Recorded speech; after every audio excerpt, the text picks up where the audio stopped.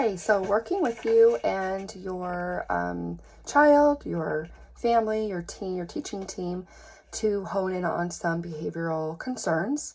I know a lot of parents and teachers use reward charts, reward systems.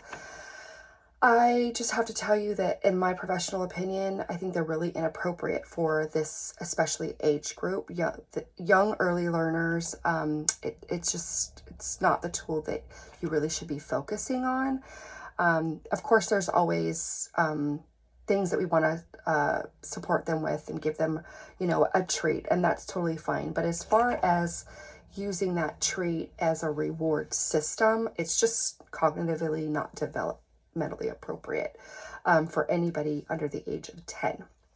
And the reason I say that is because when you're using a behavioral chart, whether it's at home for chores or anything, and then you're receiving a gift or something in return for that task, you're really sending a lot of different messages. And for a child who has different personality, for children who have different personalities and different ways that they learn, sometimes it can create anxiety.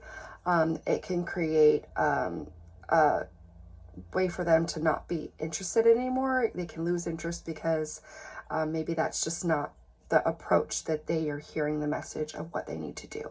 And the whole point of a reward system is to get children to do tasks, right? Jobs. And we actually want to teach children not to be compliant, but to want to be compliant. And so when we are teaching chores and that kind of a concept, we want to give them purpose, and we want to give them a little bit more of a basis for, I want to do this because it's the right thing to do. I want to do this because I'm a member of my family. I'm a member of my classroom. Not necessarily because if I don't do it, it's going to make someone sad or I'm not going to get a reward for it. And so we'll go into the next video with talking a little bit about how to do that. But I just really want to focus on it really should be individualized as well, because there are so many different children on levels of, self-help skills and cleanup jobs and that kind of thing, where we want to give the whole broad expectation of, yes, everybody has a purpose and everybody has a job, and it might be someone's calendar job today and tomorrow they get to be the brayer helper or whatever. You have a list of jobs that are age appropriate. When you're doing that, you want to make it as positive experience as possible so that it's not, it doesn't become what a chore is defined as. And because not every day as an adult, we don't even want to do chores every day. So we really want to put a positive experience on it. This is a really small window that we have the opportunity to make learning and purpose fun and exciting, and empowering them that they can do this instead of making it more of an expectation. That will go into the ages between 6 and 10, and we want to make it a good experience before we have to get into that set expectations. We really want to focus on not the task at hand, but the message that my child needs to hear. If it's a fun-loving child, it might need to be a cleaning job through play. Let's put on a play cleanup song that kind of changes the mood, and it's fun while they're cleaning, giving them appropriate time and space to be able to do that, as well as the other concept that we really want to drive home is that message.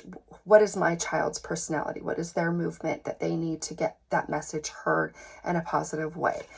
If your child is a rule follower, you might not have to really do anything other than say, hey, oh, do you think you can do this? They thrive for a challenge. And so that's something that you can really focus on with a different type of child. If your child really isn't motivated and they are on their own path and they don't really get from, I want to do this next, but I need to clean up that, we use a lot of first and thens. I really want you to be able to do that.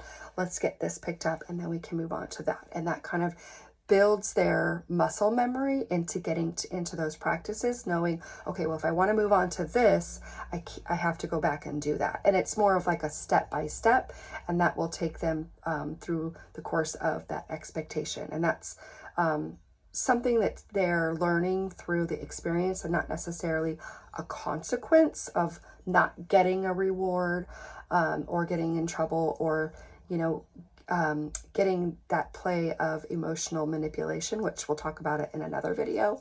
So just really finding that message path to be able to get your child in a positive way, fostering them getting their tasks done. So I hope those help with those concepts, and don't forget to process, play, and have a great day.